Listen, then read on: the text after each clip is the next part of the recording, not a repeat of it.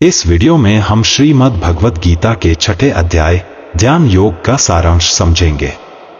जानिए कैसे भगवान श्री कृष्ण ने अर्जुन को मन की शांति, आत्म साक्षात्कार और मोक्ष प्राप्त करने के लिए ध्यान योग का मार्ग बताया।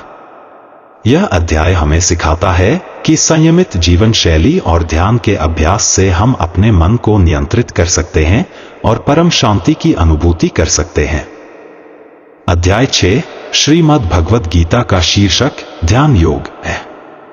इसमें भगवान श्री कृष्ण अर्जुन को योग, ध्यान और मन की शांति के बारे में मार्गदर्शन देते हैं। इस अध्याय में कृष्ण अर्जुन को यह सिखाते हैं कि ध्यान योग के माध्यम से कैसे मन को नियंत्रित किया जा सकता है और परमात्मा के साथ एकात्मता प्राप्त की जा सकती है। कर्मयोग से ज्ञान योग और ध्यान योग की ओर यात्रा। श्री कृष्ण अर्जुन को बताते हैं कि ध्यान योगी और सन्यासी वही हैं जो संसार के मोहमाया से परे रहते हैं। ध्यान योग की अवस्था में पहुंचने के लिए आवश्यक है कि व्यक्ति कर्मयोग में निपुण हो जाए। कर्मयोग से मनुष्य का मन शुद्ध होता है और उसे ध्यान योग के लिए तैयार करता है। ध्यान योग का मुख्य उद्देश्य है मन का संतुलन और नियंत्रण। श्री कृष्ण बताते हैं कि जो व्यक्ति अपने मन को वश में कर लेता है वह अपने परमात्मा के निकट पहुंच जाता है। इसके विपरीत जो अपने मन को नियंत्रित नहीं कर पाता वह दुखी और असंतुष्ट रहता है। मन की चंचलता को रोकना ही ध्यान योग का मुख्य उद्देश्य है। ध्यान योग में साधक को एक शांत स्थान पर बैठकर ध्यान करना चाहिए। श्री कृष्ण निर्देश देते हैं कि साधक को एक सुखद आसन पर बैठना चाहिए, रीढ़ सीधी रखनी चाहिए और मन को अपने भीतर के परमात्मा पर एकाग्र करना चाहिए। ध्यान का यह मार्ग आत्म साक्षात्कार के लिए अत्यंत आवश्यक है। योग साधना में संयमित जीवन शैली का महत्व है। श्री कृष्ण बताते हैं कि न तो अत्यधिक सोने वाला, न ही जागने वाला और न ही अत्यधिक खाने पीने वाला ध्यान योग में सफल हो सकता है। ध्यान योग का अभ्यास वही कर सकता है जिसका जीवन संयमित है। भोजन, विश्राम और कार्य में संतुलन बनाए रखना ध्यान योग के लिए आवश्यक है। योग में सफलता का रहस्य अभ्यास और वैराग्य।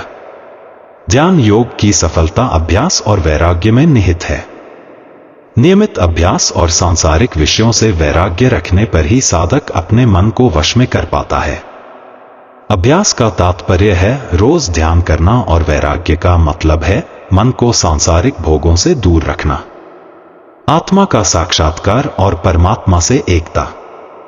ध्यान योग के माध्यम से साधक आत्मा का साक्षात्कार करता है।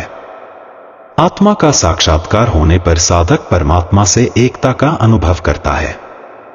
ऐसा योगी सभी जीवों में परमात्मा का दर्शन करता है और उसकी दृष्टि में सभी समान हो जाते हैं। वह दुख और सुख में संभाव रखता है। श्री कृष्ण बताते हैं कि ध्यान योगी का जीवन एक आदर्श जीवन होता है। वह न किसी से घृणा करता है, न किसी से मोह करता है और न ही किसी से बैर करता है। उसका मन सभी के प्रति दयालु और सहानुभूतिशील होता है। ऐसा योगी अपने जीवन में परम शांति का अनुभव करता है। ध्यान योग का फल यह है कि साधक को परम शांति, आत्म साक्षात्कार और मोक्ष की प्राप्ति होती है।